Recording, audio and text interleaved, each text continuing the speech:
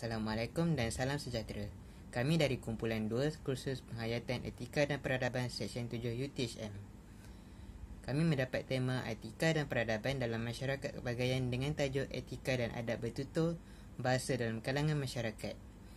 Ahli kumpulan terdiri daripada saya, Haris bin Syamsul Kamal, Muhammad Alif bin Abu Bakar, Hairul Haziq bin Saini, Muhammad Nurdin bin Syarani, Kim Leong, Gordon Charles anak Stanley Poor, Oliver Paul Shepherdson, dan Nishan anak lelaki Subramaniam. Kita akan teruskan lagi dengan bab 1 iaitu pengenalan. Kita akan teruskan lagi dengan dalam pengenalan ni dia ada mempunyai penyertaan masalah dan objektif kajian. Saya akan menceritakan dulu penyertaan masalah. Baik, penyertaan masalah nombor 1 ialah kurang nilai kasih sayang. Pada zaman media sosial ini, tidak dinafikan budi bahasa memainkan peranan yang penting dalam kehidupan kita. Kita kurang sifat kasih sayang terhadap orang yang terdekat dengan kita, seperti ibu bapa, anak-anak, rakan sekerja, jiran tetangga dan pekerja bawahan kita. So, cara kita berkomunikasi seperti berkelakuan ego dapat menyakitkan perasaan orang yang berkomunikasi dengan kita, terutama ketika kita menggunakan media sosial untuk keseronokan. Baik, yang kedua pula, budaya penggunaan bahasa yang kurang sopan. Budaya menggunakan perkataan atau bahasa yang kurang beradab atau kasar kini semakin berluasan di media sosial ataupun di tempat awam. Orang ramai selesa bertutur dengan menggunakan bahasa yang kurang sopan dan tidak bermoral. Sikap ini telah menjadi trend pada zaman media sosial. Oleh itu, sikap ini sememangnya tidak digalakkan untuk dicontohi. Anak-anak berumur 6 hingga 7 tahun pada masa kini pandai mencarut dan mengutuk rakan sebaya dengan perkataan yang tidak baik yang diikuti daripada orang dewasa. Saya akan menceritakan iaitu objektif kajian. Bagi objektif kajian pertama ialah untuk mengenal pasti ciri-ciri individu dalam masyarakat yang kurang sopan. Yang kedua pula, untuk mengenal pasti punca budaya bahasa yang kurang sopan terhadap masyarakat. Yang ketiga pula, untuk kenal pasti cara penggunaan gaya bahasa dalam kehidupan seharian masyarakat. Dengan ini saya memberi kepada pembentang seterusnya. Terima kasih. Sorotan karya. Menurut Martin pada tahun 1993, etika boleh didefinisikan sebagai the discipline which can act as the performance index or reference for our control system. Manakala Isnanto pada tahun 2009 menyatakan bahawa etika akan mewujudkan satu batasan maupun standard yang akan mengatur pergaulan manusia dalam kelompok sosialnya. Siti Fauzah Jamaluddin pada tahun 2008 telah mendapati bahawa unsur bahasa seperti pantun, peribahasa dan kiasan telah dimasukkan dalam rundingan untuk menyampaikan sesuatu maksud secara langsung. Hal ini telah memaparkan keluhuran hati dan pegangan yang kuat pada adab sopan ketika bertutur. Baik, saya akan teruskan dengan metodologi kajian. Pada kajian ini, kami menggunakan kaedah kuantitatif dan juga kualitatif. Kami telah membuat satu borang soal selidik yang menggunakan Google Form dan kami telah berjaya mengumpulkan 50 orang responden. Dalam borang soal selidik kami, terdapat 3 bahagian, iaitu bahagian A, bahagian B dan juga bahagian C. Bahagian A mengandungi demografi responden, manakala bahagian B kami mengkaji cara-cara responden bertutur, dan juga bahagian C pula kami mengkaji antara punca-punca terhadap penggunaan bahasa kurang sopan. Dan juga terdapat satu soalan kualitatif dalam borang kajian kami. Okey, yang seterusnya adalah bab 4, data dan analisis. Yang pertama adalah menggunakan bahasa yang sopan ketika bertutur dalam aktiviti harian.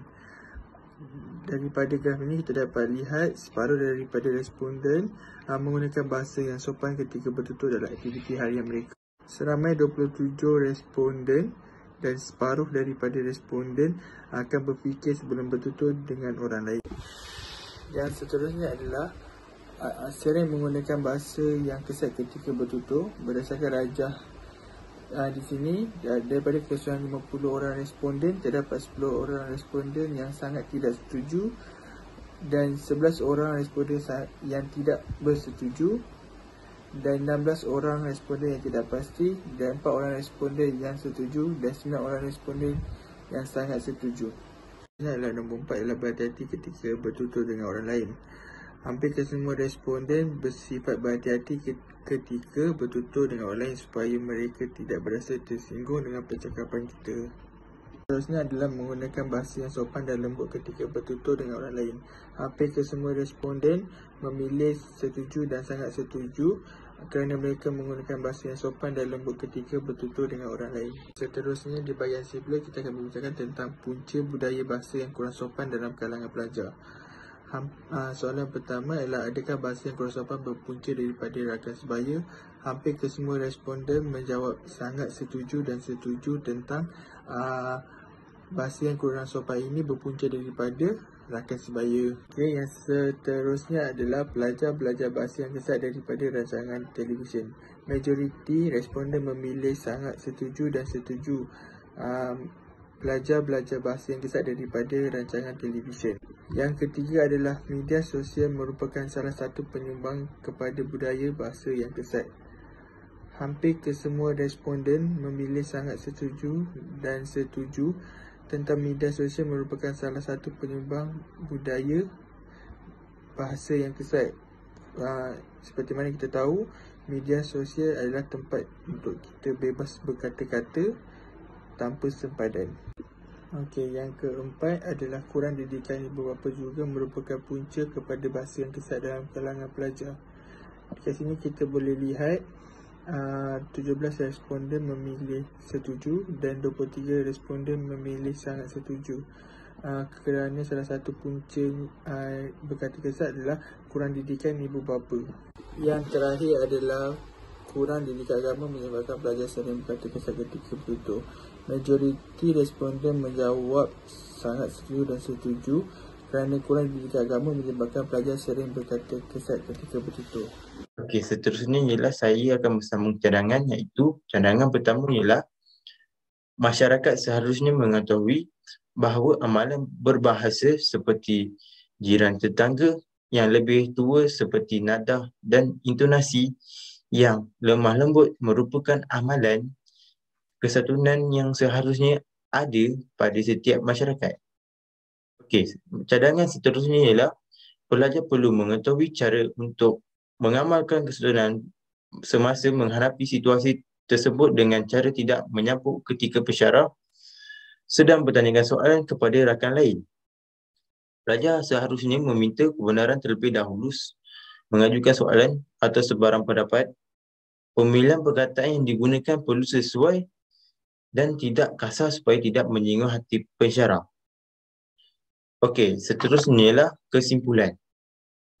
Kesimpulannya ialah dapat dikatakan aspek kesatuan berbahasa ketika berkomunikasi di laman sosial tidak dititik beratkan oleh pelajar ketika menzahirkan rasa hati. Senario ini perlu dibendung kerana kuatiri generasi akan datang akan tidak lagi menghormati orang yang lebih tua, pemimpin dan juga sesama masyarakat. Ditakuti nanti slogan budi bahasa budaya kita yang menjadi amalan masyarakat Malaysia hanyalah tinggal kenangan sahaja. Oleh itu, sebagai masyarakat Malaysia, kita perlulah melakukan sesuatu supaya gejala ketidaksatuan ini dapat sekurang-kurangnya dibendung dan dikawal. Okey, itu saja dari kumpulan kami.